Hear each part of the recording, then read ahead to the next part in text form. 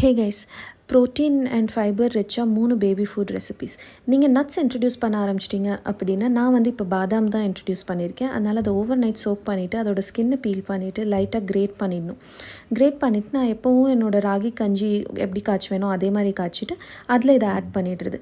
நீங்கள் அடுத்தடுத்து multiple nuts introduce பண்ணிட்டீங்கன்னா கம்பைன் பண்ணி நீங்கள் வந்து நட் பவுடராகவே நீங்கள் அரைச்சி வச்சுக்கலாம். இப்போ நான் இது வரைக்கும் பாதாம் அப்படின்றதுனால இந்த மாதிரி பண்ணுறேன்.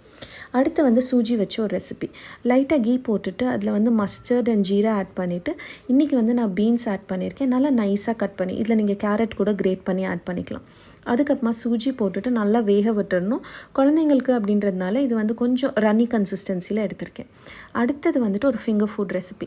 நான் இன்றைக்கி யூஸ் பண்ணிடுறது பொட்டேட்டோ, கேரட் அண்ட் காலிஃப்ளவர். நீங்கள் வேணும்னா அதில் ப்ராக்கலியும் ஆட் பண்ணிக்கலாம். நல்லா சாஃப்டாக ஸ்டீம் பண்ணி எடுத்ததுக்கப்புறமா ஒரு பொட்டேட்டோ மேஷர் வச்சுட்டு நல்லா மேஷ் பண்ணிக்கோங்க.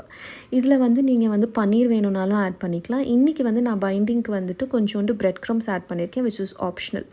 பன்னீர் ஆட் பண்ணியும் நான் இந்த ரெசிபி ட்ரை பண்ணியிருக்கேன். ரொம்ப டேஸ்டியாக இருக்கும். இன்றைக்கி சீசனிங்க்கு பேபிக்கு ஃபுட் அப்படின்றதுனால நான் வந்து லைட்டாக பெப்பர் மட்டும்தான் ஆட் பண்ணியிருக்கேன். வேணும்னா நீங்கள் கொஞ்சோண்டு டர்மரிக் அண்ட் ஜீரா பவுடர் கூட ஆட் பண்ணிக்கலாம். அதுவும் நல்லாயிருக்கும். அதுக்கப்புறமா இந்த மாதிரி ஃபிங்கர் ஃபுட் மாதிரி இதை செஞ்சுட்டு நீங்கள் இதை வந்து ஃப்ரீஸ் கூட பண்ணிடலாம் வேணுன்றப்ப எடுத்துக்கிறதுக்கு. அதுக்கப்புறமா லைட்டாக கீ போட்டுட்டு பேக் ஆர் ரோஸ்ட் பண்ணி கொடுத்தீங்கன்னா அப்படியே